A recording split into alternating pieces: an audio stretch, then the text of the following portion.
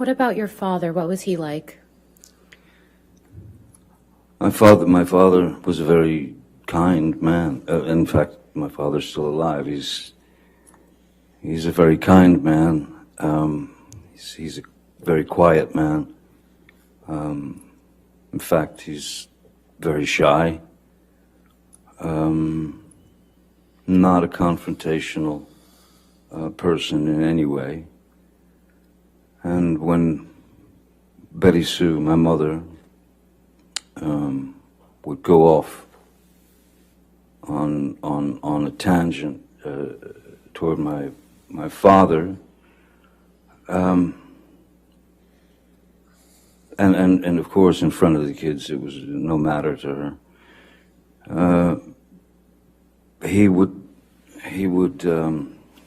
He amazingly remained very, very stoic, and never, as she was rationing him with horrible things, he stood there and just looked at her while she delivered the pain, and he swallowed it. He took it. There was never one moment, never a moment when my father lost control and attacked my mother or hit my mother or even said a bad thing to my mother. The things that I witnessed were, there were a couple of times when it got too far, that I could see his eyes welling up as he was staring at her, saying nothing. And then the most that he would do was he would punch a wall. I once saw him punch a wall and shatter his hand because it wasn't drywall. It was proper concrete and steel wire and rebar and things of that nature. And but still, never touched her, never argued with her.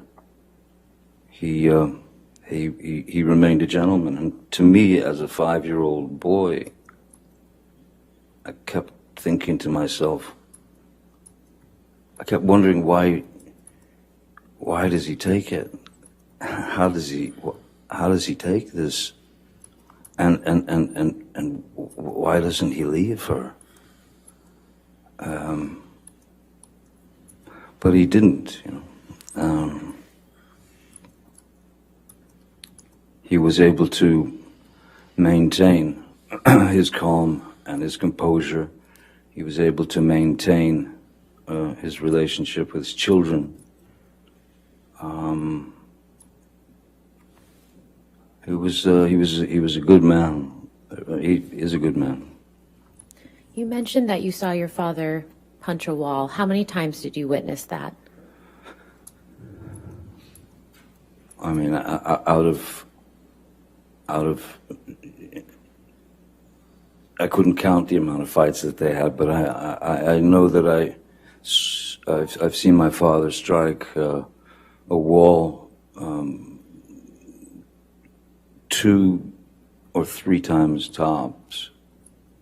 Once when he broke his hand, but yeah, 2-3 times at tops, you know. You know. How did your parents' relationship ultimately come to an end, to your understanding? When my father left, I didn't realize that he had left. He left for, I was 15. I had already left school, and I was a musician. I was playing in clubs and such. And he left for work one morning, just like every day, and was packing his car, and then he left. And then hours later, my mom, Betty Sue, came home from work. It was about 3:30 in the afternoon. And she walked in the door and stopped and just looked around like she felt something. And she just, I said, what's wrong? She said, your daddy's gone. I said, well, yeah, I seen him leave for work this morning. She said, no, he's gone. And she ran into their bedroom and into their closet, and I followed her, and she opened the door, and there was his rack of clothing and all his belongings were gone. And she was quite upset. And I took her car and drove to my father's work, and I sat down in front of him at 15, and I said, listen, seems as though somebody stole all your clothes out of the closet. And he said, yeah. He said, I'm done. I can't do it anymore. I can't live it anymore. You're the man now. And those words didn't quite sit well with me. I didn't feel like I was ready to hear those words. But that's what I got. Then my mom went into a very, very dark place, a very deep, dark depression, as you can imagine. And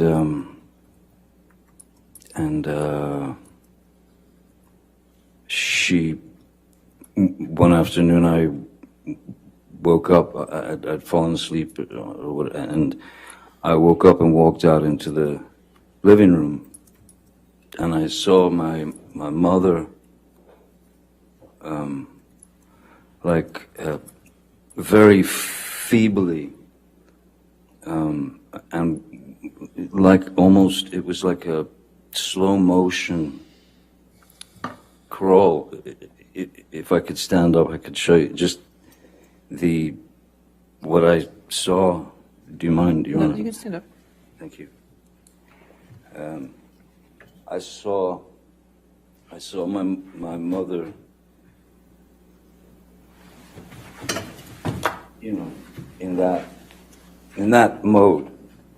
So instantly, I knew that something was dreadfully wrong, and there was drool coming out of her mouth. And as I was about to run and call, the front door busted open, and my uncle and two paramedics came in and threw her on the gurney and whisked her out of the house to get her to the hospital to pump her stomach. She had swallowed a multitude of pills to try to take herself out, to try to commit suicide.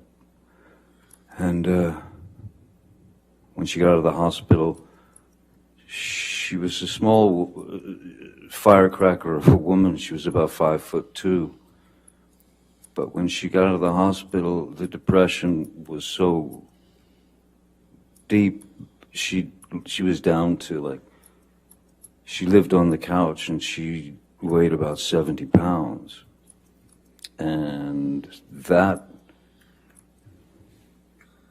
all that imagery spun into my head at that time, that I thought that was in my head at the time, I thought that was a cowardly way for my father to have left. And I was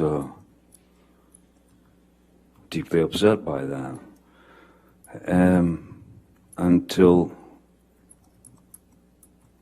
my father and I had a conversation years later, where I asked him what really happened, how did it happen when I was older, and he told me the story. Your Honor, maybe. Mr. Depp, how did you feel about your father when he left?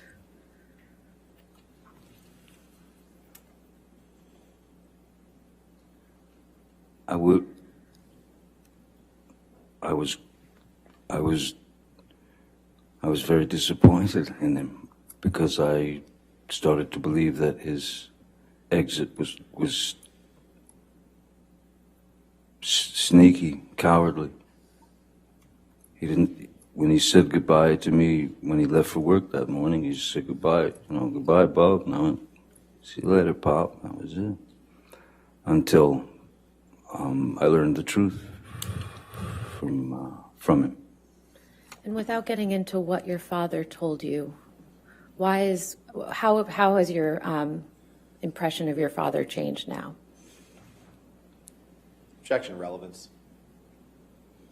Your Honor, this is just an understanding of his perception of his family. I'll sustain the objection. Next question.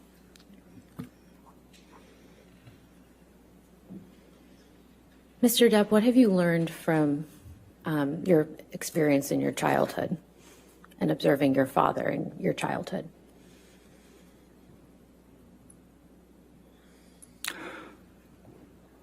I learned that I was wrong about my first impressions of his exit from the family. Very wrong. And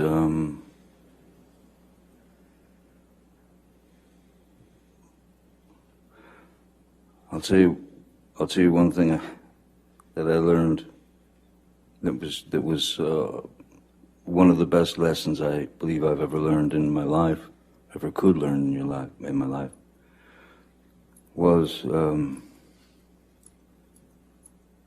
based on my experiences as a child and what I'd seen and experienced. I knew exactly how to raise children when my girl Vanessa got pregnant. I knew exactly how to raise children, which was to do the opposite of what they did, of what Betty Sue did. Never raise your voice in front of the children, never.